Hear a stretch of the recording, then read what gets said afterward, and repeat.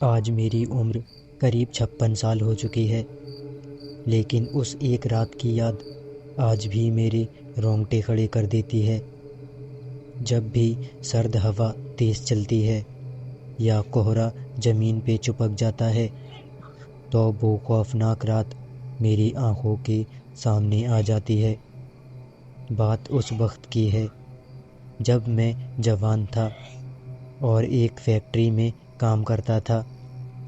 लगातार कई हफ्तों की मेहनत के बाद मुझे कुछ दिनों की छुट्टी मिली थी। मन किया कि इस बार की छुट्टियां नानी के गांव में बिताऊं।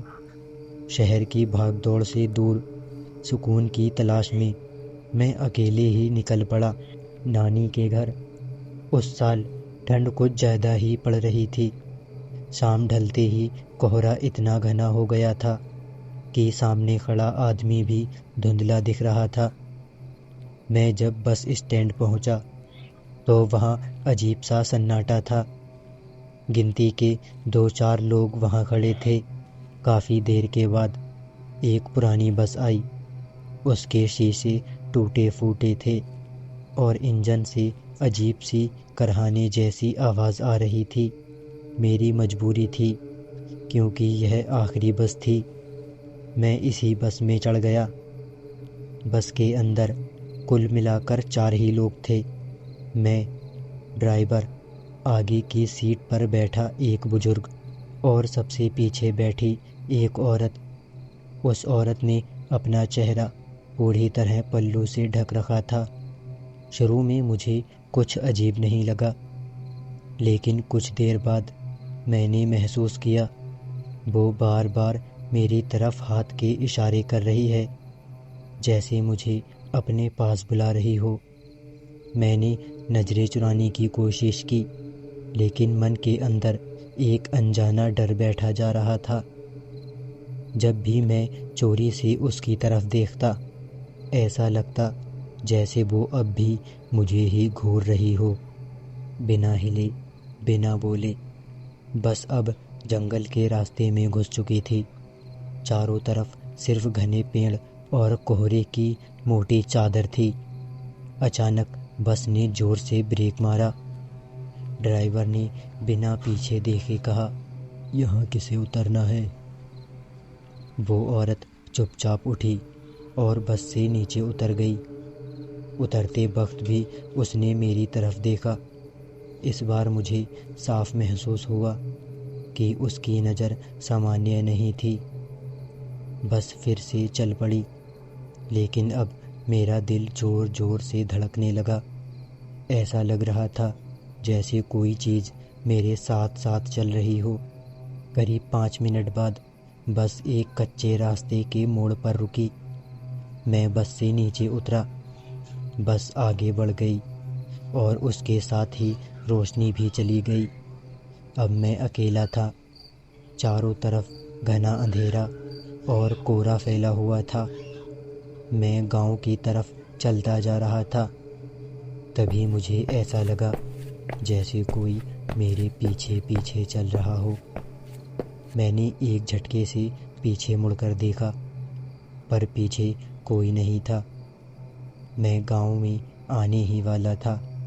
तभी मुझे दूर खड़ी वो औरत फिर से दिखाई दी, जो मेरे साथ बस में थी और मुझे अपने पास बुला रही थी।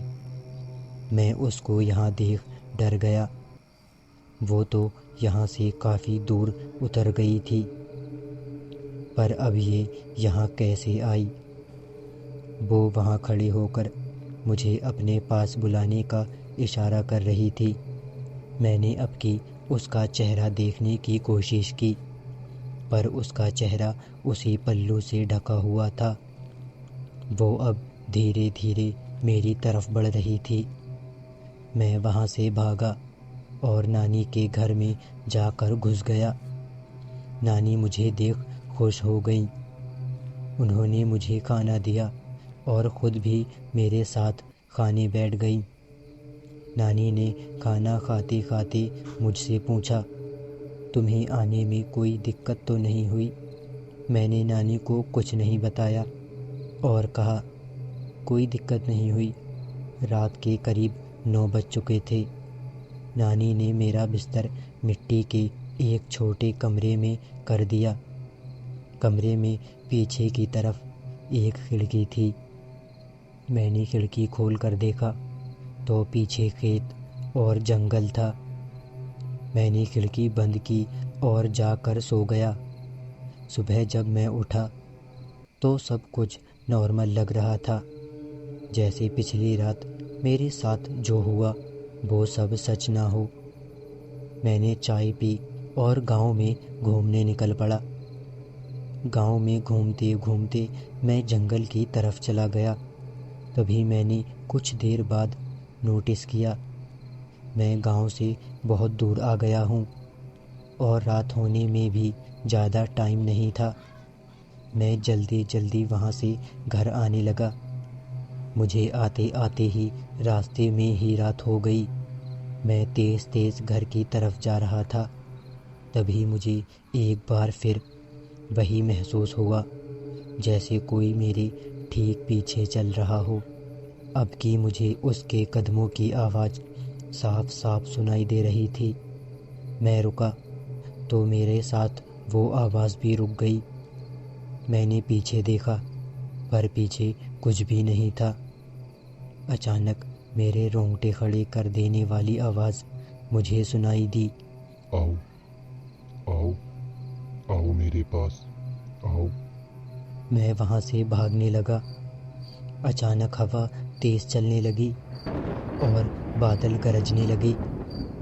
मेरे घर पहुँचने से पहले बारिश शुरू हो गई थी। मैं डर से काँप रहा था। नानी ने मुझसे कहा, क्या हुआ बेटा, तुम कहाँ थे इतनी रात में? मैं पूरी तरह भीग चुका था। मैंने नानी से छुपाते हुए कहा, मैं घर ही आ रहा था पर रास्ते में बारिश होने लगी तो मैं नहाने लगा। नानी ने कहा, ठीक है, कपड़े बदल कर खाना खा लो फिर सो जाना। मैंने कपड़े बदले, खाना खाया और जाकर लेट गया।